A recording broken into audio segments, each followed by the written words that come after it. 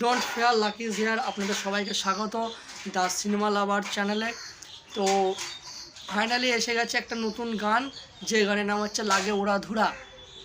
চরকি ও SBF-এর প্রযোজনায়, director Ryan রাফির নির্দেশনায় তৈরি হতে চলেছে বিগ বাজেট মুভি তুফান, যে মুভিতে বিধ্বংসী রূপে ধরা দিয়েছেন শাকিব খান এক অন্য মেজাজে চলচ্চিত্রের মাঝে।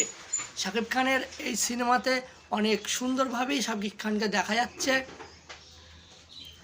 শাকিব খানের নতুন যে গান বেরিয়েছে লাগে উড়াধুরা, তাতে মিমি চক্রবর্তীও আছে এবং দুজনকেই অনেক সুন্দর মানিয়েছে।